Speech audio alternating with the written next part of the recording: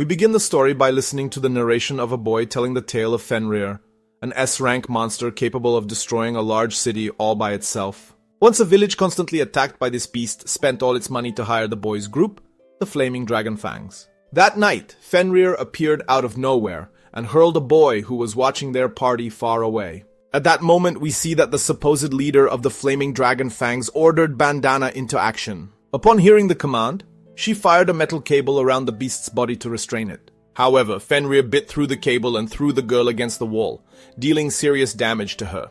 While some mourned, others triumphed because right after, it was the party's healer's time to shine, restoring their allies' health.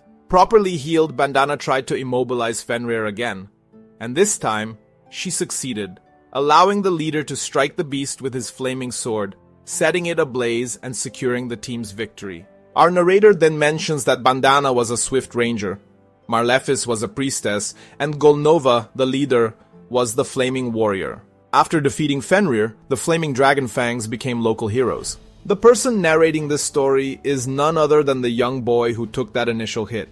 And he mentions that his story is one you don't hear often, that he's just an ordinary man in a group full of powerful heroes, responsible for doing silly tasks on a journey to save the world. The scene changes, and after the victory, we see the group going out to eat. However, after taking a bite of meat, Golnova complained that it tasted awful and discarded it, ranting about the village's terrible food quality.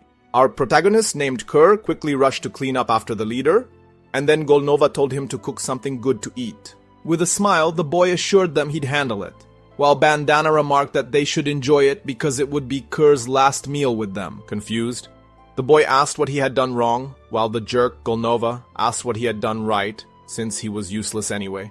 Marlefis then mentioned that, according to this world's laws, parties must have 4 members, meaning if they truly wanted to grow stronger, they needed to recruit a high-level mage to elevate the group. Meanwhile, Bandana pointed out that while Kerr carried their luggage, he was actually dead weight himself. As a last resort, Kerr literally begged the leader for mercy to stay on the team, but Golnova kicked him in the ribs and told him to shut up. After that, Kerr reflected that, in reality, his story was all too common, that of a powerless man who traveled with strong heroes only to be discarded, now with nowhere to go. The scene shifts, and after hitching a ride on a wagon, Kerr arrived in a city with only a few coins from his last paycheck from his former team and headed to the job hollow to look for work. Upon entering, he was promptly greeted by a clerk who mentioned she was from the Samaila branch of the Job Hollow station. Since he was job hunting, she explained that he needed to go through an interview and an aptitude test. Sitting down to begin the interview, she asked for his name and age, to which he replied, Kurt Rockhands, 15 years old.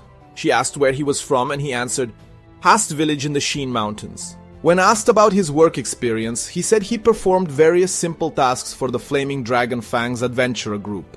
The clerk believed that even though he had been fired, having that job on his resume was a big advantage, making Kurt grateful that Golnova and his former teammates had given him that opportunity. Next, our protagonist underwent an aptitude test, where she explained that aptitudes were talents granted by God, suggesting they might uncover hidden talents in him. Aptitudes range from G rank to SSS rank, explaining that someone with low sword aptitude might not even cut steel, while someone with higher aptitude could do it easily with the same sword. Kurt hoped for a big turnaround in his life with this test, though I honestly doubt it. Then, the results came in, and as expected, our protagonist didn't surpass G rank in any combat skill, meaning things looked bad for him, as this would severely limit his job prospects. However, the woman reminded him there were trade jobs, and that they hadn't tested his smithing or alchemy skills yet because the technician wasn't present. Kurt would have to wait about a week to see if he was any good at those. Our protagonist, however, told her he didn't have enough money to stay in the city that long. So she thought of another test and asked him to lift a sandbag in the room. Upon touching the bag, he felt his mana being drained, and though he managed to lift it, he soon felt an absurd weight and ended up straining just to hold on. The test evaluator then declared that if he was that strong, he could handle construction work. She mentioned that a border town in the Margraviate of Tycone was looking for people to repair its walls, and Kurt was happy to have found a job. The scene changes, and later, when approaching the construction foreman with his referral letter, the man looked at our protagonist's scrawny physique and doubted his ability. But since they were short-staffed, he'd have to do. He then gave Kurt instructions to make cement and repair the wall. Kurt was about to ask if he should infuse the cement with mana to strengthen it, but the foreman cut him off, saying he'd be back in 3 hours to check, and expected at least half a barrel used by then with pay depending on performance. Watching his boss leave, Kurt figured mana infusion was such a common procedure that the man didn't think it needed explaining. Still, our protagonist was surprised that half a barrel was considered enough, but he promised to do his best. 3 hours later, the boss returned to check, and was completely stunned by what the boy had accomplished. Kurt apologized for using up all the cement, but that wasn't the issue. What had actually happened was that Kurt, who we can already tell is OP, had managed to repair a third of the massive wall in that short time. In disbelief, the foreman asked how the boy had reached the higher sections without scaffolding or ladders, and Kurt explained he put the cement on the end of a really long stick. Initially underestimating the scrawny kid, the foreman was now convinced and asked how much longer the boy planned to work there. Kurt admitted that staying for a week would be ideal. With that, the man let him go and handed him a small bag of coins, the most he had on him, promising to send the rest through the job hello later. Our protagonist was stunned at receiving so much money, as he was used to only getting scraps from his old group. This motivated him greatly. My dudes, we're about to witness our protagonist's journey from zero to hero, and I'm loving it. 3 days later, just like the foreman, everyone passing by the north and west walls was shocked at how quickly they'd been repaired. That day, the employer told Kurt he didn't need to come back the next day because the boy had fixed the entire wall, leaving those who relied on the job for food without work. Still, as a small consolation, the man noted that Kurt's performance was typical of an SS or SSS rank for this kind of work. Afterward, he gave Kurt the rest of his payment and recommended he look for another job in the capital. And our protagonist, despite his excellent performance, returned to the Hollow feeling like a failure, thinking he'd been lightly praised and kicked out again. During another conversation with the clerk, he saw a girl arguing with an employee. Kurt's interviewer went to resolve the dispute and learned the client wanted to hire a miner, but insisted on paying based on results with no upfront payment, no guarantees. Since that was the case, the clerk suggested the client recruit investors to develop the mine, but the girl argued that the mountain would be confiscated if she didn't pay taxes within a week. Butting into the conversation uninvited, our protagonist offered to take the job since he'd always dug in his village's mines. The employer wasn't thrilled with our protagonist's stick-like build, preferring a tough-looking dwarf instead. The clerk warned that she was asking for too much. To get that, she'd have to fork over 10 silver coins, which she clearly wasn't willing to do. So the deal was to take this kid. Finally, after the client left unsatisfied with her new employee, the Hollow clerk remarked to her coworker that Kurt was too nice and that with his looks, he could work in leisure lodgings, and y'all know what she's implying, right? At that moment, the other clerk handed Miss Kerschel a card with the rest of the payment the boy was owed for repairing the wall. The woman looked at the amount 200 gold coins and freaked out so hard she lost her balance and fell backward after tripping over the sandbags Kurt had lifted. Actually, her coworker mentioned those weren't sandbags but mana measuring sacks, which grow heavier the more magical energy a person has, though they usually don't react to ordinary people. To activate them, you'd need court mage level mana. Hearing this, Kerschel picked up the sack and felt its weight. Though she didn't find it that heavy, she remembered Kurt struggling immensely to lift it and began wondering just who is this guy? Because he's ridiculously OP. The scene changes, and we see him taken to work in a remote area where there was only a small tent, which he and his boss would have to share, according to her. Kurt said he couldn't possibly share a tent with a woman as beautiful as Miss Ulysses. This statement left the woman completely flustered, thinking the boy was mocking her. But Kurt swore he'd never seen anyone as beautiful as her. In his 15 years of life bold and smooth, this guy's already competing for protagonist of the season. Ulysses, frozen in embarrassment, didn't want to hear anymore and told the boy to shut up. Later, she mentioned she'd been an adventurer since she was 10 years old, so there was no way she could be considered beautiful. With that, she handed our protagonist a messily wrapped meal, and Kurt thought it was amazing since it had been so long since someone cooked for him. He thought to himself that Golnova and the others never ate with him, unlike this new boss who seemed really cool. The scene changes again, and we see our protagonist struggling absurdly to keep his eyes shut. At that moment, he decided to turn over to check if his boss had fallen asleep. However, when his gaze landed on her, he noticed she was only wearing underwear on her lower half, forcing him to cover his mouth to to muffle a shocked gasp. Afterward, he cursed Ulysses for being so careless. After all, he was still a man. With that, the poor guy stepped outside the tent to catch his breath. Pretending to sleep, she smirked to herself, thinking she'd use this exact strategy to test whether Kurt was the type to take advantage of her. Yet he'd proven genuinely kind, not to mention handsome, and way too fun to tease. The next day, she found her employee had slept outside the tent all night and noticed he'd fixed the button on her coat. Grateful, Ulysses thought maybe Kurt was in the wrong profession, but since he was here, she announced they'd start working soon. She needed to earn 10 gold coins that week.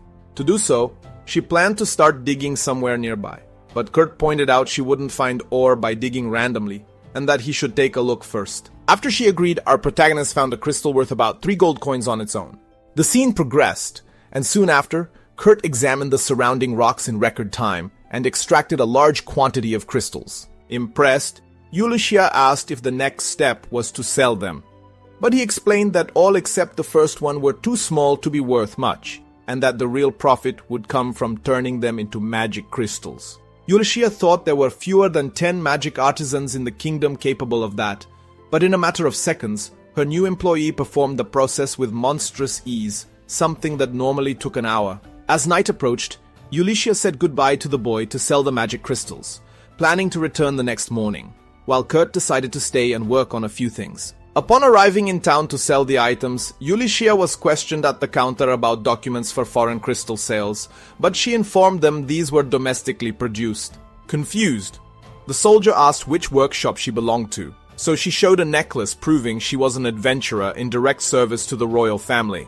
granting her access to a teleportation stone to the capital. Since Ulysses was a former royal adventurer, these people wouldn't believe her even if she told the truth. Next, Ulysses visited a friend and asked her to buy some of the crystals. The girl assessed that the glow of one sample wasn't very strong, so it probably wasn't worth much, maybe 10 silver coins. Ulysses expected as much, given how little time Kurt needed to imbue the items with mana.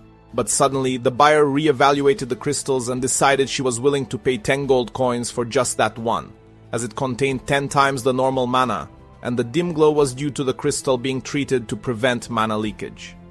With 50 crystals, the buyer placed a bag of 500 gold coins on the counter without hesitation, but asked 2 things of her friend. First, she shouldn't sell these magic crystals anywhere else, as it wouldn't be in the kingdom's interest to have such powerful crystals circulating freely, and second, she asked Ulysses to reveal who had imbued the mana into the items. But Kurt's boss refused to disclose her employee's info without his permission.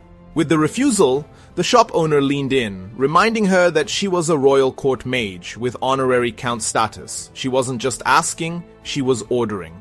However, Ulysses argued that she no longer served the royal family and didn't have to obey such orders. So the friend gave up and simply asked, as a personal request, that she ensure the person responsible didn't leave the country and that he be informed she was offering him directorship of a royal magical research lab with the title of honorary baron or even honorary countman.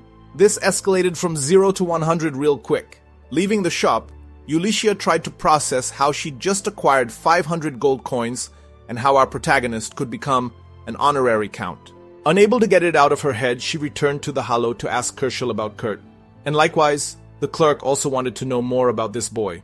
At first, she tried to protect the client's privacy, but when Ulysses showed her royal insignia, she had no choice but to reveal that Kurt was from the Flaming Dragon Fangs, but had been fired not just from there, but also from the construction job after only 3 days, where his payment was 200 gold coins because he single-handedly repaired the entire north and west walls. Speaking of money, the ex-adventurer asked the clerk to deposit 499 gold coins into Kurt's account and ordered her not to disclose any information about him to anyone. The scene changes, and Ulysses returns to where our protagonist is, only to find that the madman had built a wooden house on the spot in less than a day. To test him, she asked what he thought of it, and he said it was normal, explaining that people in his hometown used to do that. Mentally, she thought, there's nothing normal about this. We have a scene change and go to the party of fools, also known as Flaming Dragon Fangs, where they are fighting against a gigantic creature.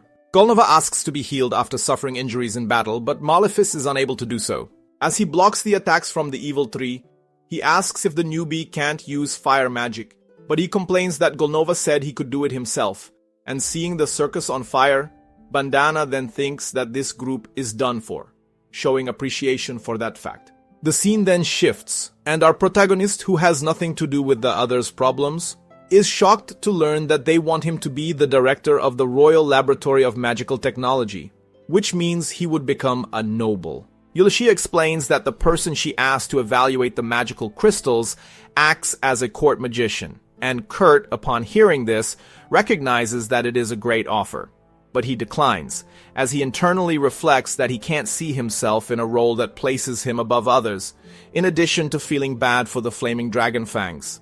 And externally, he argues with his friend that his main role is to work with her, and then asks if the sale of the crystals was enough to cover the taxes. She responds that she sold them for a great price, but since she wasn't the one who created them, she took a little as commission and deposited the rest into his account. He mentions that it wasn't necessary, but Ulysses insists that it was, as she would feel guilty accepting such a large sum of money. In any case, she plans to continue mining and counts on the young man for support, and Kurt becomes excited, especially because he found what seems to be a good mineral vein.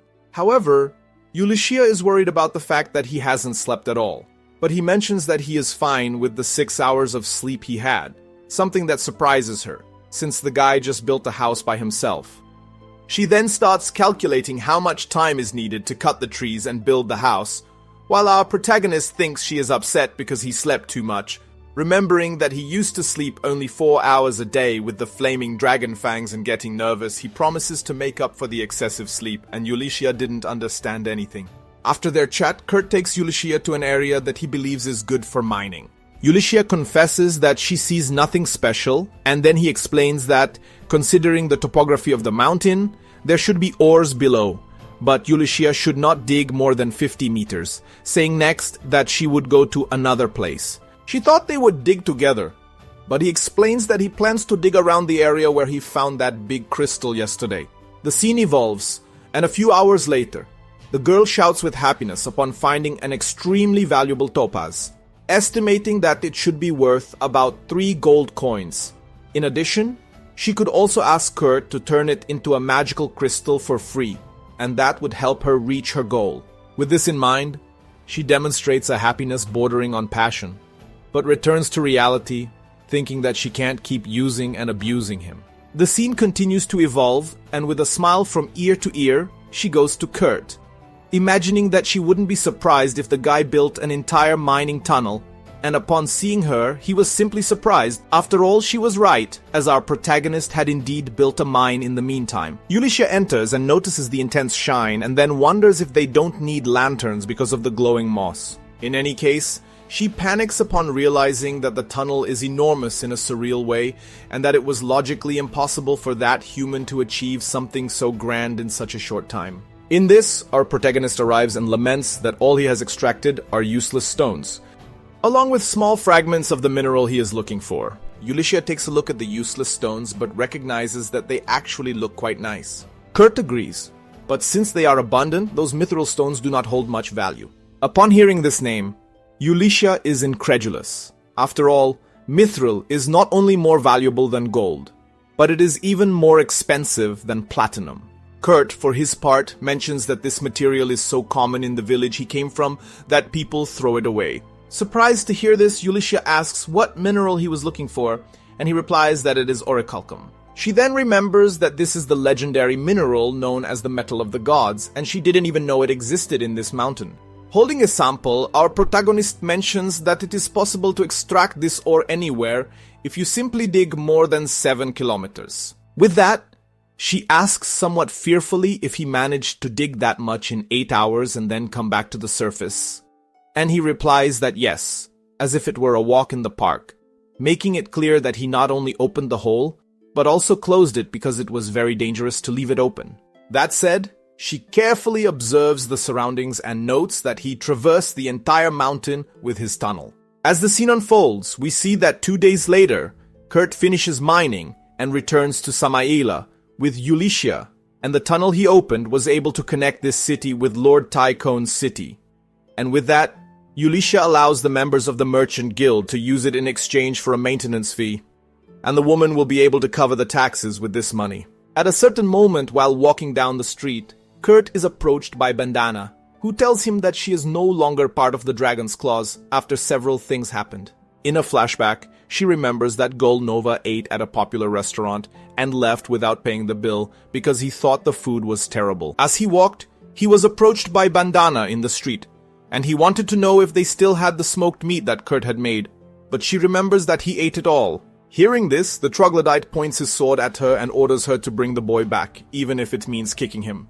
Calmly, Bandana assures that she will do what she can, and using her speed, she grabs his teleportation crystal. After leaving the alley where she found Golnova, she sees guards searching for him because of the problem at the restaurant, and thinks that Marlefis was lucky to have been called by the church, and in the grand scheme of things she was right, as the group ended up going down the drain. Back to the present, Bandana decides to put all the confusion aside and simply says that she was dismissed, as she doesn't want her target to get tangled up in this mess too. Hearing this, Kurt laments not being able to return to the Flaming Dragon's Claws at this moment, especially since he admires Golnova and feels indebted to him. My god, Kurt. Wake up, man. Bandana then asks if he is looking for a job, mentioning that she knows someone from an atelier who needs assistance. According to her, there are only 15 Atelier Meisters with official permission in the country, and one of those people is in trouble, and it would be helpful if Kurt could lend a hand. Surprised and delighted to be considered useful, our protagonist agrees to help, and the woman gives him the address, prompting him to head to the location. Left alone, Bandana thinks that being an apprentice to the great sage is not an easy task. On the way to the mission, Kurt remembers that the workshops known as ateliers are facilities that produce and sell mainly medicines, magic swords, magical devices, and similar items. The head of an officially sanctioned atelier is known as the Atelier Meister, and is treated like a viscount in terms of status, thinking also that they had no idea someone of that caliber existed in this city. Then he arrives at the address written on the paper that Bandana gave him and notices that the house looks quite ordinary, but a sign says, Atelier Ophelia. When he knocks, a very young girl answers the door, and he wonders if she is the Atelier Meister. Seeing the surprised expression on the human's face, the girl thinks he is acting this way because he is not used to dealing with elves, so he explains that is not the case, introducing himself as Kurt, and asking if she is the master of the atelier. She tells him her name is Michelle, and that she is not the Atelier Meister, but her assistant. Kurt says he came to help at Miss Bandana's request, and the assistant, happy to finally have someone to help, pulls him inside. Upon arriving at the place, Kurt pinches his nose due to the bad smell and discovers they needed someone to clean the kitchen, and Kurt thinks he would never be considered useful to help directly at the atelier. Then Michelle is called by the boss, leaving our protagonist alone with the mess. Without hesitation, he pounds his chest, puts on an apron, and cleans up the entire mess in 30 minutes. Not knowing what to do now, he follows the path Michelle took and goes after her until he knocks on a door where he is granted permission to enter. Inside is a girl wearing almost no clothes who looks confused and asks who he is, and Kurt introduces himself, surprised, apologizing for entering under these circumstances. She, not showing any concern, just informs him that Lady Ophelia went to the basement. At that moment, Kurt notices a curse mark on the girl's belly and asks to take a closer look. With her permission, he touches the mark and sees that she feels no pain, thinking it is because the curse consumed so much of her that she can hardly feel pain. And demonstrating that she is hungry, our protagonist offers to prepare something light for her. Upon reaching the kitchen, he realizes he was touching the body of a naked woman and blushes. And the distraction causes him to trip over a stool in the middle of the way and fall face first onto the ground. The scene then shifts, and meanwhile we see that Ulyssia is in a meeting with her court friend, wanting to know what the value would be. The girl with purple hair offers 50,000 gold for mithril and orichalcum, which almost gives her a heart attack upon hearing the figure. She then calls the woman by the name Mimiko and asks what she thinks will happen if they discover that Kurt exists, and Mimiko replies directly that the boy could easily be kidnapped or even killed. Honestly, she has no idea how such an incredible child remained hidden for so long. Ulyssia mentions that he was dismissed from the Dragon's Fangs, which reminds Mimiko that the leader of this group is being sought by the authorities. She wants to know what her friend plans to do with him from now on, and Ulyssia hopes to position him as the Atelier Meister, as limiting his actions would be better than him standing out. Moreover, she herself wanted to be hired as a guard but has no idea how to make him accept that, as the boy has no notion of his true abilities. We then change scenes and return to Kurt, who was casually preparing the meal until he notices Michelle arriving with a tall woman, and both are impressed by the cleanliness of the kitchen. He then asks if she is Lady Ophelia, which she confirms, and he apologizes for using the kitchen without permission to make this porridge, explaining that there was a girl in the back room who was hungry. Surprised that he found the girl, she makes it clear that the boy must not speak about her to anyone, and Kurt promises to stay silent. Thus, Ophelia pays him a generous amount for today's service and asks him to return tomorrow at the same time. When Kurt leaves, the mistress regrets having allowed that girl to come into contact with strangers, as she must do everything to prevent the curse from worsening. Then, Ophelia goes to the room of the mentioned girl with the meal and asks her not to open the curtains the way she was doing at that exact moment, as someone might see her. Noticing that the young girl's clothes are very loose, the mistress kneels to see how she could adjust the pajamas, until she hears the girl's stomach growl loudly and bursts out laughing. After that, she stands up to check if the food is poisoned, but the young girl thinks it is unnecessary, as she senses that it was that boy who cooked for her, and her intuition tells her that he has a good heart and wouldn't do any harm. And besides that, she is already so weak from the curse that it wouldn't even be necessary to use poison to send her to the grave at this point. She says that she doesn't know who cast this curse on her, mentioning that she spent her life suspecting everyone, but today at least she would like to trust someone.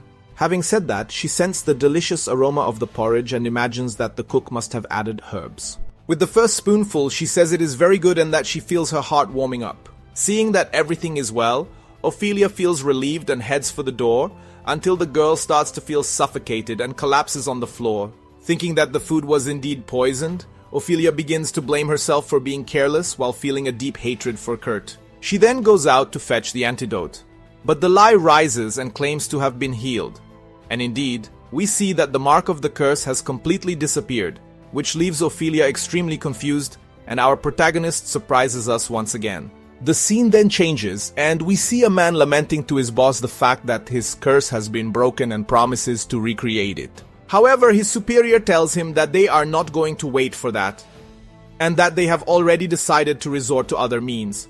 After all, Lady Liselot needs to die at all costs. We then change scenes once again and see that Ophelia visits Mimiko given the grave situation, and notices the presence of Ulysses, the former adventurer from the royal family. Lady Liselot then removes her hood, and Ulysses and Mimiko immediately kneel before the illustrious presence of the third princess. Mimiko thought she was ill, but Ophelia explains that the princess was cursed by someone who wanted to take her life, since Liselotte is the only daughter born between Her Royal Majesty and Princess Françoise, the woman he married from the Gurumaku Empire. Thus, Liselotte's existence is a symbol of peace between these two nations. Ulysses deduces from this that someone wants to destroy this peaceful relationship, and Ophelia adds that with the end of the war of her nation against the northern nation, there are certainly people who would like to provoke another conflict. Mimiko then goes to the princess and gives her a joyful hug upon seeing that she is well, and Liselotte says she hopes to count on her friend's help to find out who cast the curse on her. On this, Mimiko assures that her loyalty lies with the princess and her late highness, Françoise.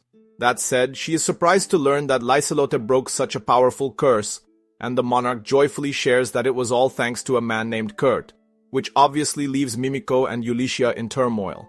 After all, the citizen never stops surprising. As the revelation caught everyone by surprise, Ophelia had to explain to them that the princess had eaten porridge made by Kurt, breaking the powerful curse that afflicted her. Regarding the culprit who plotted to take Lady Liselotte's life, considering it to be someone skilled in curses with connections capable of tampering with the palace's curse protections, Mimiko has 3 suspects: Sanova, the first general of the Royal Expeditionary Forces, Tristan, a bishop of the Poland Church, and Isadora Arkmama, the third queen of His Royal Majesty. Ophelia believes that Tristan could have used his followers to tamper with the protections in Liselotte's room, while the princess adds that her stepmother, Isadora, can move freely throughout the royal palace and could very well have meddled with them. However, she wonders how Sanova could have done the same, and then Ulysses explains that this general has connections with the Thieves' Guild, which obviously has its ways of entering places where it shouldn't, and enough influence to bribe people within the royal palace. As it is difficult to identify the culprit at this moment, Ophelia suggests setting a trap for the enemy, explaining that Liselotte recently turned 15 and has become an adult, and tradition dictates that she must leave the palace to train for a year. With this in mind, the plan is to create a non-existent atelier, managed by a fictitious Atelier Meister, where Liselotte will train. In this way, the culprit will certainly begin to collect information about the supposed master of this place. Mimiko deduces that if it were someone who actually existed, the thieves would gather information quickly, but since he doesn't really exist, there is nothing to collect, and this bait will confuse the culprit and give them time to investigate the situation further. However, Ophelia says they need to prepare some credentials for this person who will be the false Atelier Master, but Ulysses has exactly what they need: a magic crystal. Ophelia takes the item and is startled by its quality, while the owner of the mine reveals that it was Kurt who made it, leaving both the master and the princess speechless. The scene then changes, and later, Kurt arrives at the door of Ophelia's workshop and sees a sign that it is temporarily closed due to some unspecified emergency. At the same moment, Michelle arrives, so he takes the opportunity to ask what happened. She explains that after Kurt left yesterday, her master suddenly went somewhere, and she regrets that there is no way for the boy to help in the workshop now. Because of this, the protagonist walks away discouraged, thinking that he made another mistake that got him expelled from the place. Just then, his stomach rumbles, and thinking that an empty sack cannot stand, he decides it's best to grab some food, heading to a restaurant to quell his hunger. Upon arriving there, he sees a group discussing something at one of the tables. The woman of the trio questions what they will do, as they need to deliver something today, while the blonde-haired man replies that he doesn't know, as the doctor said that the person in question needs to rest for a week, and without their carrier, they will have to refuse this request. The problem is that, according to the girl, they cannot afford the cancellation fee, so she thinks it's better if they just carry their things themselves. However, her companion warns her that they will be very vulnerable to attacks if they are loaded down. Kurt overhears the discussion and thinks that he could serve as a carrier for these people, so he approaches and offers to help, mentioning that although he is a disaster in combat, he has an incredible talent for carrying things on his back. The girl dismisses the idea of a child like that being able to perform the task, but her colleague slaps her on the head and reminds her that she is probably the same age as the boy. The man apologizes for his sister's behavior, but admits that this job is not for just anyone, as they are preparing to hunt iron golems that weigh over 200 kilos, so someone with special abilities will be needed to carry the necessary items. Kurt then assures them that 200 kilos is nothing for him, proposing a challenge. If he can lift both men on the team, that will prove he is the right person for the job. Without waiting for any of them to agree, Kurt lifts one of the men onto his shoulder as if he were a toy, leaving the rest of the people perplexed. Not satisfied, he picks up the blonde man, who he says weighs over 150 kilos with his armor, and immediately lifts them both, making the restaurant's clientele applaud the spectacle. And well, with that done, the boy Kurt is hired, and the team sets off on the mission. The armored guy introduces himself as Kans, a heavy warrior, and although he wields a sword, it is practically ornamental, as his own fists hurt more than any blade. The other man introduces himself as Danzo, the samurai who leads this group. Kurt asks what a samurai is, and Danzo explains that it is an oriental variant of a swordsman. Finally, the girl introduces herself as Sina, a ranger. Kans extends his hand to the new teammate and informs him that the team is called Sakura. He explains that they have another carrier named Bibinoka, but he will take a week to recover from a cold. Kurt bows and thanks them for hiring someone ordinary like him. And I snorted at that ordinary, because this guy is anything but ordinary. And the reaction of the people around there is obviously similar to mine, as they have already realized that this one is anything but common, but this reaction of laughter confuses our protagonist. Kans lightly ruffles the protagonist's hair and says he's counting on him, and Kurt just thinks he should try not to mess things up with these nice guys. But immediately afterward, even before they reach the cave where the mission is to be carried out, Kurt steps on a slime in the middle of the path and gets his foot stuck. Sina says he just needs to crush the creature's core, but he is so incompetent that while trying to take down the slime, he ends up stabbing his own leg. Sina then resolves the situation with just one blow, and acknowledges that her colleague warned her that he was bad at fighting, but she had to congratulate him on how bad he is. Still, Kans and Danzo assure him that there is nothing to worry about, as they are the ones who need to fight. Kurt is shocked that his companions were not angry with him for failing, as this was common in his old group. And what he is feeling now is like the trauma of a toxic relationship, something that even made him emotional to see that things can be different. Finally, the quartet enters the cave, and the ranger prepares glowing moss to spread and illuminate the path. Kurt points out something he saw along the way, and she explains that it is goblin dung, and by the smell, it is still fresh, which means the monsters are not far away. Kans asks everyone to remain calm, as they can certainly handle 1 or 2 goblins without difficulty. But if it ends up being a horde, they can always run.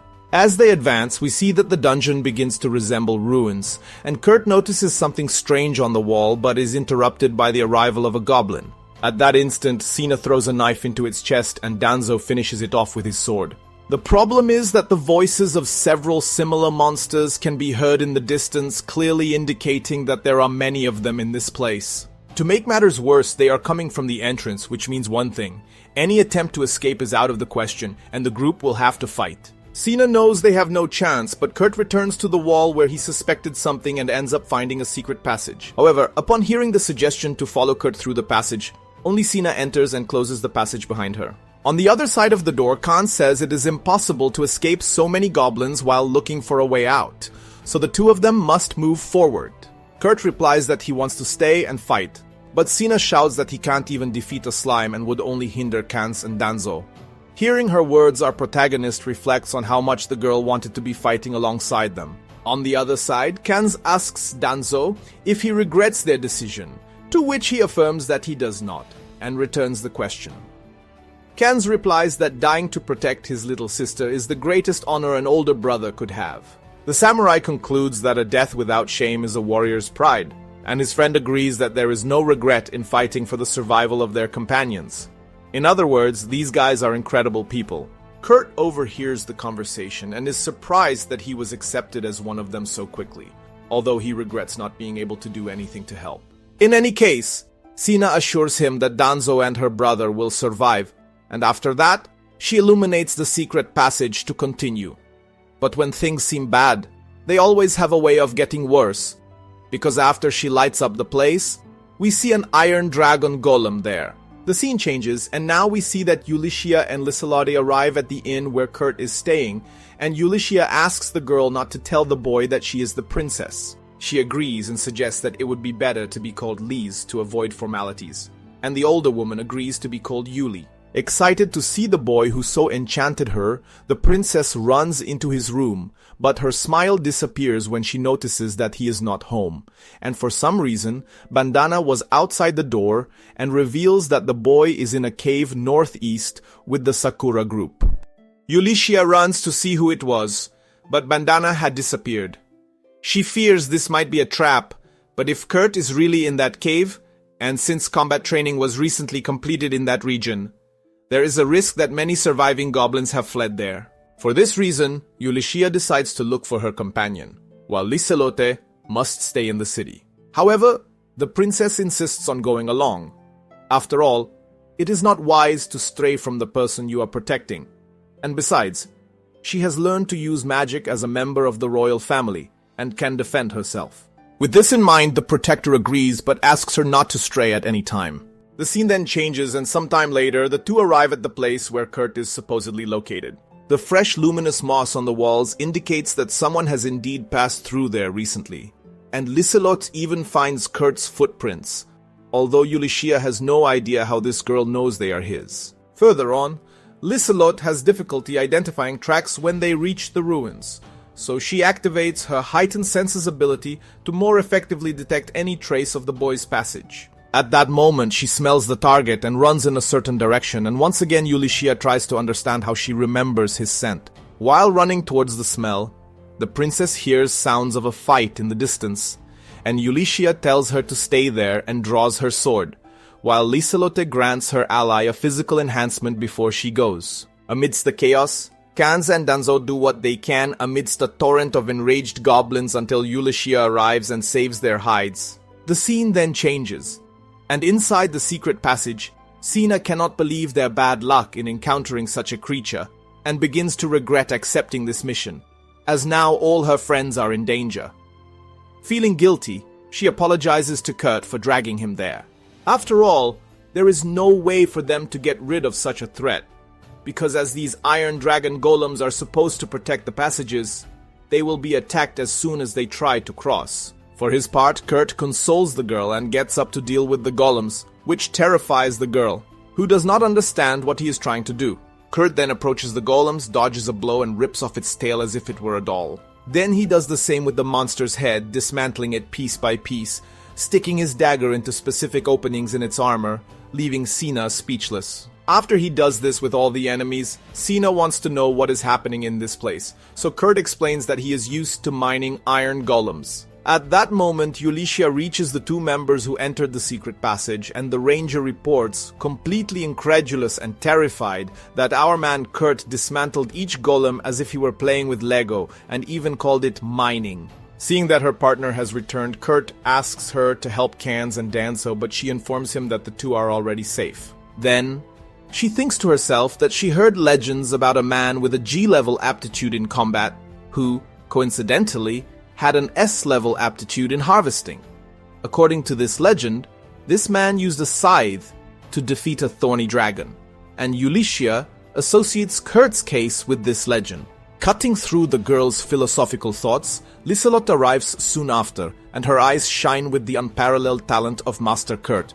After the whole team regrouped, Kanz mentioned that it was the other member of the group who brought them this job, but said nothing about the possibility of the goblins scattering, which Ulysses called fate. In any case, he and Danzo thanked Ulysses for her help. For her part, Ulysses told Kurt that a new atelier would be created soon, where she would serve as the direct chief adventurer, and that he should consider joining her there. Kurt argued that he was already working with the Sakuras, but Kanz emphasized that the boy could not miss such an opportunity. At that moment, Ulysses mentioned that she needed manpower for the new atelier and invited the adventurers to join the project. With that, the two men celebrated, but Sina remained silent in her corner.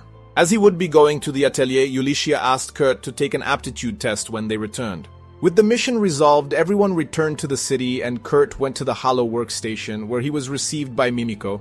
She introduced herself as a royal court mage and was responsible for administering Kurt's aptitude test, saying that she had seen his magic crystal before, but needed to meet the creator of that work in person. The scene then changed, and that night, the Sakura group was celebrating the successful mission and the invitation to the atelier, but we see that Sina remained dejected for some reason.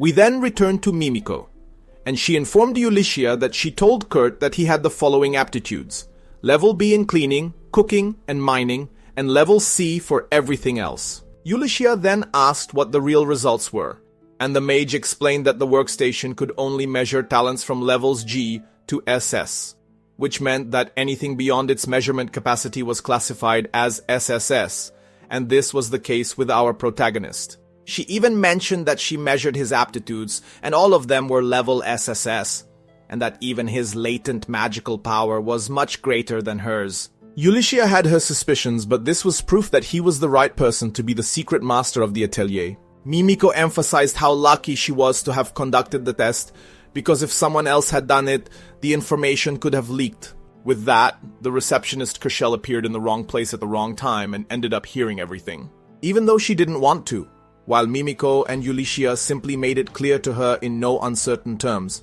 mentioning that if this information leaks, it will be bad for whoever does it. Sometime later, as they journeyed, Kurt marveled at the speed of the carriage they were traveling in. Ulysses explained that the vehicle had been arranged under the special authority of a master atelier, and Liselotte added that after all, there were no teleportation stones in the border town they were heading to. Regarding the town, she recalled it was a military base on the frontier of the Demonlands, and although a new viceroy had not yet been appointed, it was a very important city that received aid from the Alliance.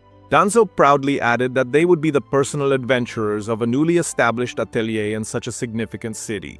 With that said, Kanz inquired about what they would do about Bibinoke, and the samurai asked to leave that matter to him. Changing the subject, he wondered what this master atelier was like, and seeing Ulysses' difficulty in explaining, Sina concluded that these people hadn't hired the group for their abilities, but to keep them quiet.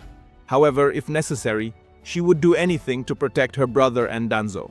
A few hours later, the carriage arrived at the wall that Kurt had helped rebuild days ago, which disheartened him. Liselot asked the reason, and he explained that he had worked on repairing the wall, but was dismissed after 3 days. Curiously, it seemed little progress had been made after the boy left, and Ulysses supposed they might be repairing it in a different way.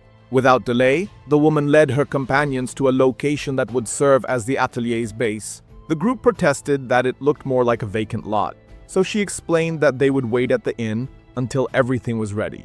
With that said, she questioned whether Kurt could build the atelier alone, a question that perplexed the Sakura group. Kurt explained that he could manage if it were a wooden cabin, but building an atelier in a day seemed crazy, and Kanz, Danzo, and Sina agreed it was the most insane thing they had ever heard. Then Kurt added that he would need 2 more days to complete the work, which again left Sakura speechless. Ulysses explained that the young man could take as long as he needed, and that he would have the necessary materials for the job. Faced with this, Kurt made a list of everything he needed and handed it to her, including items like amethyst, sapphire, and griffin feathers. After noticing that Sina seemed suspicious of something, Ulysses called everyone to go to the inn so as not to disturb their protagonist, reminding Kurt that he should return to the inn whenever he needed to eat and rest. Once there, Ulysses asked everyone to sit down so she could say something important, and Sina asked if she was going to talk about what happened in the cave. After all, those iron dragon golems were defeated only by Kurt. He said he was used to mining iron golems and destroyed those monsters with just a dagger. Thinking about this, Sina demanded that Ulysses tell them who that guy was and who Liselotte really was. Firstly, Ulysses introduced herself as an adventurer who used to serve the royal family, and after that, the other girl identified herself as Liselotte Homuros. Showing the crest on her dagger, she revealed herself to be the 3rd princess of this kingdom, but was concealing her identity for certain reasons at the moment. Therefore, Sina asked if Kurt was also royalty, and Ulysses explained that he was neither royalty nor nobility. And to be honest, she had no idea who that crazy guy really was. What was known was that his combat skills were all rank G, while his non-combat skills were all rank SSS, such as transportation and mining, for example. However, she mentioned that not even a citizen knew this, and they made sure to hide it, making him think he was rank C or B at most. The big question was that Kurt would be the new master atelier there, but this also needed to remain a secret. Sina became agitated and questioned why they were deceiving the boy in this way. And Ulysses explained that even if they told Kurt the truth, he certainly wouldn't believe it. But more importantly, there was no way to know if someone planned to exploit Kurt's abilities if this information became public. With this, Sina slammed her hand on the table and explained that the ones exploiting the young man were themselves. So Kanz hugged his sister to calm her down a bit. Danzo signaled for Ulysses to continue the story. So Liselot explained that Kurt had broken the curse cast upon her with a simple homemade porridge. Ulysses added that someone was after the princess, so they chose that border town for the atelier's construction, allowing them to identify the enemy behind this pursuit. Still, Sina complained that Kurt knew nothing about this, and Liselotte shared that the boy had no idea who she was. But as soon as he knew Lise was under that curse, he saved her without asking for anything in return. According to Ulysses, the young man is too pure and always put others first, and because he is such a kind person, she swore she wanted to protect him with everything she had at her disposal. While Liselotte said she asked them not as a princess, but as a friend of Master Kurt to help them, and to also keep all of this a secret. Hearing such a complicated story, the Sakura group lowered their heads reflectively and took a few seconds to respond. The first to speak was Danzo, stating that a knight's duty was to obey royalty. However, as adventurers, they had no such obligation. However, they were also companions who risked dying alongside Kurt, so they were his friends. Kanz agreed, and added that they didn't need reasons to help friends, and Danzo completed that, because they were Kurt's friends, he would also swear on his own blade that he would do everything to protect them. Lastly, Sina showed indecision. After all, they had only known these women for a short time to swear their swords to them in this way. So Ulysses argued that she herself had only known that boy for 6 days. Still not convinced, the ranger asked for a moment to think and withdrew. Walking alone, the girl tried to understand what was happening because, for her, Kurt should know the truth. Soon, she returned to the atelier site and saw the work at a much more advanced stage than humanly possible. Frightened, she asked if the crazy guy had done all that without help, and he explained that he could do it. After all, he was rank B in mining.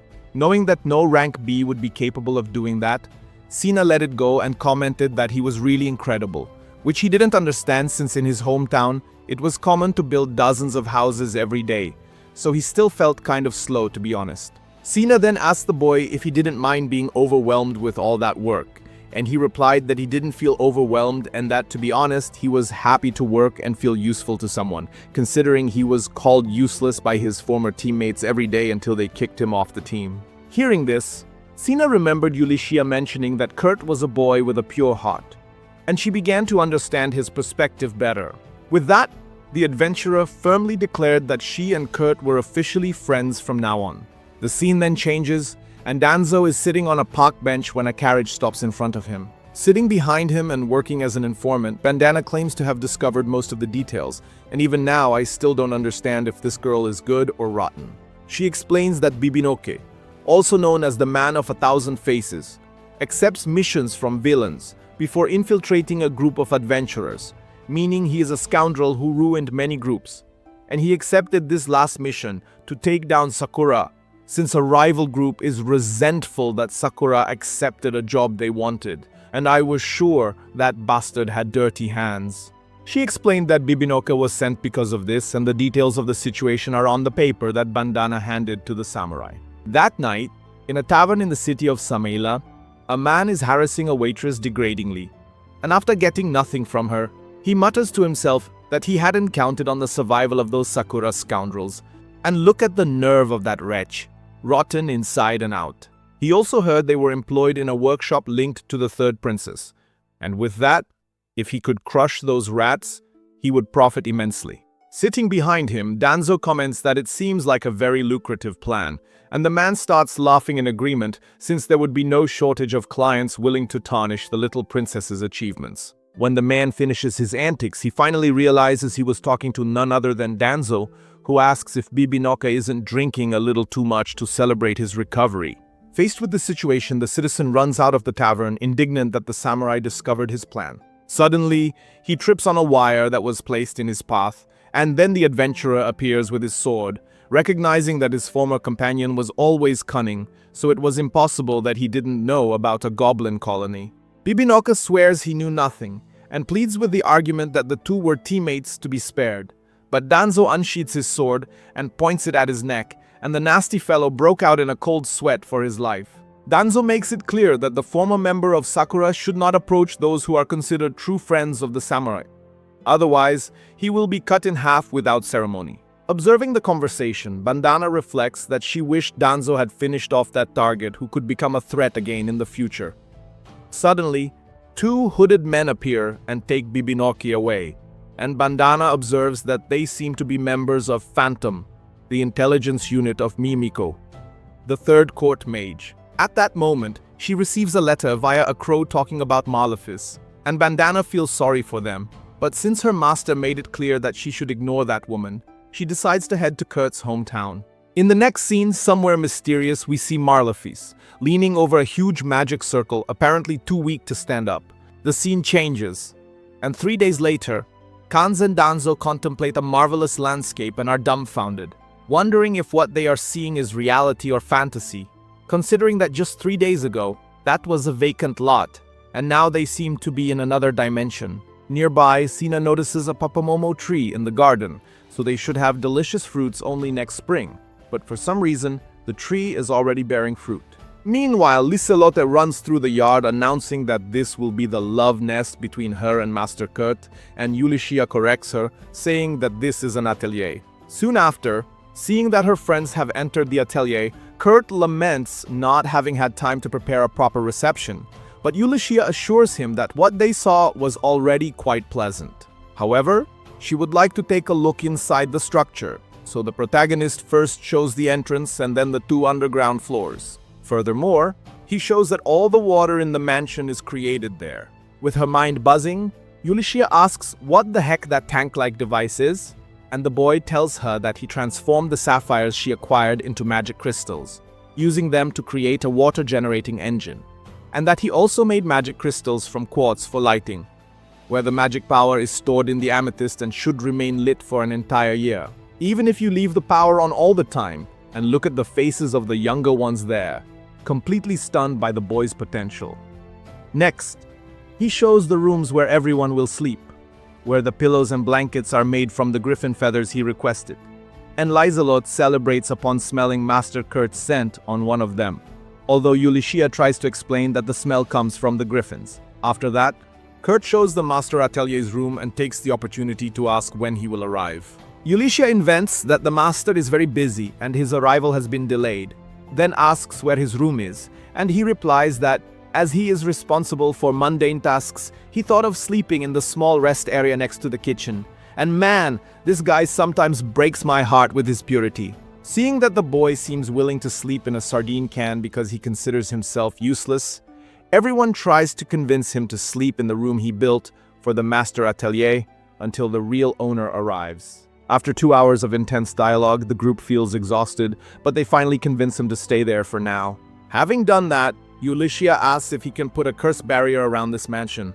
However, as the boy confesses that this is a bit difficult, the woman uses the anti-curse talismans that Mimiko gave her. Now for Lizelot's room, which is the most important, she thinks of some special protection. Suddenly, Lizelot runs out of her room and startles the poor woman, thinking it was Kurt there and inviting him to her bed.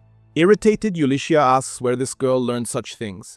Then Lizelot asks back if her friend is jealous by any chance. Losing all composure, she just pretends not to be, although it's obvious. However, she remembers that Kurt is pure and innocent, so Lizelot should approach the boy gently. The scene changes, and speaking of him, we see him happily preparing a meal for everyone the next morning, when Lizelot enters wearing a provocative maid outfit to help with whatever is needed.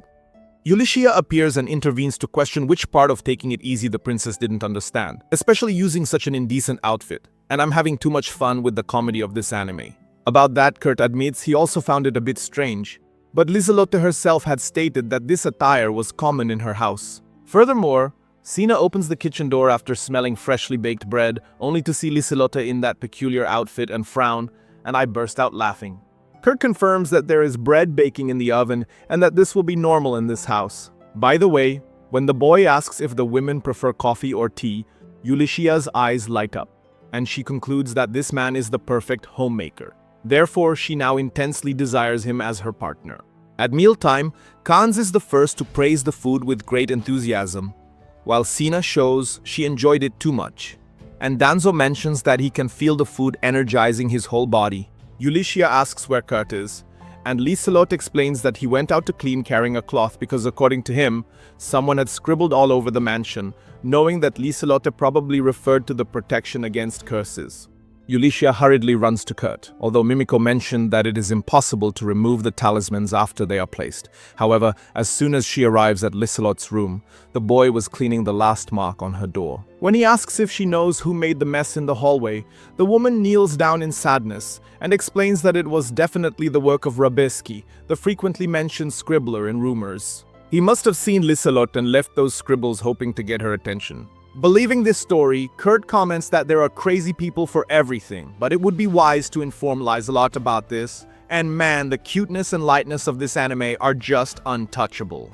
Faced with this, Ulysses reflects that she managed not to reveal the assassins behind Lizelot, but now, without talismans, and with Mimiko taking a few days to arrive, Ulysses needs to find a way to protect the princess until then. The scene shifts, and we now see that Marlifis has been excommunicated from the church. The reason for this was not only the Flaming Dragon Fang's numerous failures and acts of violence against others, but to make matters worse, their leader Golnova had become a wanted criminal, effectively ending the group. She argues with Bishop Tristan that it wasn't her fault. Although she did use lightning magic inside a restaurant in the royal capital, it was a punishment for them serving her group food worse than pig swill. The bishop made it clear that he would not accept excuses, as the bad reputation she had acquired would become a stain on the Poland church if she remained there. Alone, Malafis lamented, considering that she had always done more for the institution than anyone else, joining common adventurers and performing miracles for others. However, Tristan expressed that he recognized her magical ability, and because of this, if she agreed to do a small job for them, he promised to absolve her sins and make her a priestess. Surprised by the offer, she watched as he showed her wine from the enemy of the Polan Empire, the Gurumaku Empire, and asked her to take a sip. Eager for forgiveness, Marlephis drank a mouthful of the beverage and allowed the superior to ask anything. Tristan seized the opportunity to order her to be part of the plan to execute Princess Liselot. At that moment, a curse mark appeared on the woman's stomach, knocking her to her knees. With this, Tristan finally revealed that the wine she had drunk was poisoned with a curse that would make Marlephis's body reject anything but water, and within a month, she would die. However, if she passed this test, she would be freed from suffering and become a priestess. Despite the absurdity of the situation, Malephis offered her life to the bishop. It was this curse that placed her in such a horrible situation, leading her to stand before a demon lord. The scene then changed, and during breakfast, Ulycia reflected that there had been no change in Liselot's body after Kurt removed the protections. Perhaps the enemies hadn't yet discovered her location, unless there was another reason why they hadn't been able to do anything until now, such as Kurt's food unknowingly nullifying the curses, which wasn't entirely impossible, given that it had healed her before. In any case, Mimiko had already arrived in the city and spread her webs, so if the enemy tried anything, they would know immediately. Thinking about this, Ulycia bit into a cake and marveled at the flavor. Furthermore, Liselot commented to Kurt that the texture of the sweet seemed different than usual, and he revealed that today he had tried making the cake with rice flour. The princess was delighted with the protagonist's recipes whenever he used rice, like the porridge he had made, and if she were cursed again, she would like another serving of that dish. Kurt was pleased with the compliment, but said that the girl no longer needed to worry about being cursed. Ulycia then raised an alert and questioned how this could be possible, since he himself had said it would be difficult to create a barrier against curses. Indeed, Kurt explained that he couldn't create such barriers, but still before he could explain, the scene changed, and we moved to another religious figure who stated that they couldn't afford to fail, while the ugly individual in front of him agreed and promised to curse the third princess to death. And the moment he demonstrated his power, Mimiko's web was activated and alerted Ophelia. We return to our protagonist and he explains the situation, saying that the entire mansion they lived in served as a barrier that reflected curses, so he couldn't create another barrier inside it, but he had adjusted it slightly. At that moment, we returned to the ugly individual who looked like a firefly emitting an intense glow. He said that his curse had disappeared, and we went back to Kurt, who concluded by explaining that instead of the curse attacking the person, the caster was the one who would glow. This was because if he left it to counterattack, he would feel bad for the person who was accidentally cursed. Immediately, Ulycia decided to share this with Mimiko and the others, so she announced that she needed to leave. Shortly after, Kurt invited Liselot to go shopping together in the city, as the girl hadn't left the atelier since they arrived. Despite being in a fortress city, the local market had fresh vegetables. Despite this, the princess declined the invitation, although she couldn't quite explain why. The scene changed once more, and meanwhile, from atop the city wall, a man alerted General Alraid that the fog was getting denser. Alraid confessed to Generic that he had a bad feeling about this, but the subordinate didn't understand, as the wall had been repaired, and it was difficult for them to be attacked by monsters. Furthermore, he still couldn't believe that the general himself had taken command of this repair work. He replied that he had no choice, given the importance of the city, as there was fear of enemy spies entering unnoticed. In another scene change, we now go to Ophelia, Mimiko, and Ulycia, who found the firefly-like man who was going to try to curse the princess. Well, he had been taken down, and those responsible probably thought they would be discovered by the light. Ulycia questioned this intense glow even after he was gone, and Ophelia explained that Kurt had created such a powerful curse reflector that if he decided to fully cooperate with them, he could solve this problem in a single day. On the other hand, Ulycia didn't want to get the boy into even bigger trouble, so Mimiko announced that she would investigate the rest later. With that, she asked Ulycia to ensure that the princess didn't leave the atelier, saying that she would leave Phantom to guard the place. At that moment, they heard the ringing of a bell, and from atop the wall, the general was alerted to a monster attack, requesting that the magic team illuminate the front of the castle. At that moment, it was possible to see a horde of skeletons approaching the walls, and in parallel, Mimiko received an alert from an informant that a horde of skeletons was marching towards the city. We return to General Alred, who summoned the first platoon to defend the territory by his side to the end, and ordered Generic to finish evacuating the people. However, the subordinate asked to fight as well, since the skeletons could only go straight, which meant that if the defense concentrated soldiers there, they could exterminate the invaders. However, Alred questioned what they would do if there was another type of enemy below, and once again sent the subordinate to evacuate the citizens. However, before Generic could leave, something unbelievable just happened, as the skeletons, instead of stopping at the wall, simply began to, well, enter it or be sucked into it. Meanwhile, Mimiko received another message, and it seemed that the horde of skeletons was being drawn to the west wall. Upon hearing this, Ulysses remembered Kershel mentioning that it was Kurt who had single-handedly repaired the north and west walls. At the same instant, Generic asked what the hell had happened to that wall, and Alred tried to figure out if that boy had tampered with the wall in some way.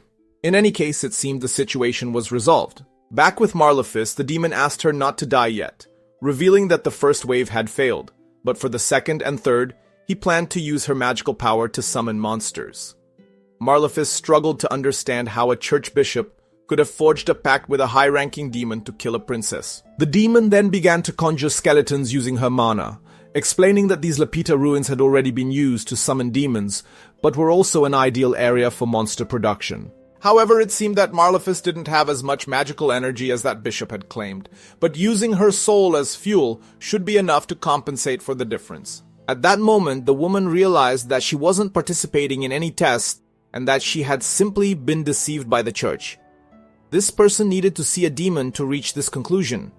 That's what we call innocence. The scene changed, and in the morning, Ulysses warned Kurt that the city was surrounded on all sides and that they couldn't ask for reinforcements because flying monsters were preventing them. Lysalot expressed concern for the Sakura group, as they hadn't yet returned from hunting trolls, and Ulysses reflected that, according to Phantom's information, the monsters were coming from the Lapita ruins to the west. The knights were devising a strategy but had to be cautious due to the number of enemies. Lysalot had heard about a skeleton attack the previous night, so Ulysses confirmed it, but said that as soon as they touched the wall, it was as if they were purified, which even frightened those defending it. Surprised, Kurt recalled that being purified upon touching the walls was common in his village, and realizing that he was the one who did it, the girl feared that the skeletons might attack a wall without the purifying effect. So, she devised a plan to prevent this, announcing that she would clean up the ruins to the west, but asked the two of them to stay where they were, no matter what happened. Kurt was eager to help as well, but she explained that it was dangerous with so many creatures outside the wall, and the boy understood, being a novice in combat. At that moment, Ulysses went to a place where a box contained several glowing stones, thinking that this might help her. The scene changes, and we go to the wall, where the defenders struggled to attack the enemies to the east and south. A squad was made available to the general, who noticed that the skeletons moved more slowly during the day, meaning now was a good time to fight. Ulysses arrived beside Ophelia and Mimiko, and Alred was surprised to see Ulysses after so long. He had heard that she had joined the newly opened atelier in the city, and asked who the other two were. Ulysses then introduced the royal court mage and the mistress of the atelier, then revealed that the third princess was also in the city. The general knew he needed to divert soldiers to protect the aristocrat, but Mimiko assured him that Alred didn't need to worry, as her intelligence squad was taking care of her royal highness, while Ulysses shared that she had a plan in which the general and his men would serve as bait to attract the monster's attention. During this time, she would personally go to the ruins in the west to destroy the source of the enemies, armed with a secret weapon that could change the course of the battle. Alred saw the women displaying a seemingly ordinary magic crystal, but Ophelia assured him that she could elevate the item to a new level. Thus, the general accepted the plan, but with one condition. He wanted to join the attack on the ruins. Everyone was stunned to see the general putting himself in danger, and he said that his vice-general Generic could lead the bait squad to divert the invaders, while he and Ulysses would attack the opponent's main camp. Generic warned that this would be very dangerous, but Alred argued that serving as bait was equally risky, and he saw no one better than Generic to lead such a complicated mission. Finally, the superior asked for Ophelia and Mimiko's help to protect the city, and announced that they would begin the operation.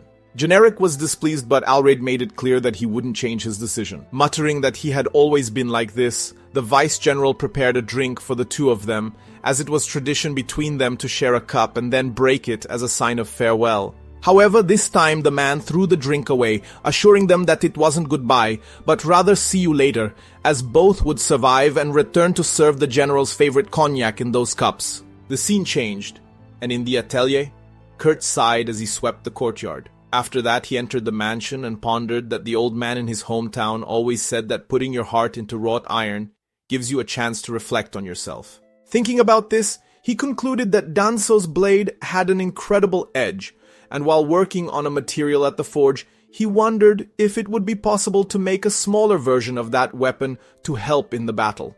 He felt lost with everything he had experienced, because after being fired, he had been accepted by another group. But he felt useless in combat once again, and now his friends were in danger again. The scene then changed, and the next wave of skeletons finally reached the city gate. Beside General Alraid, Ulycia took the magic crystal and asked everyone to cover their eyes when she threw the item.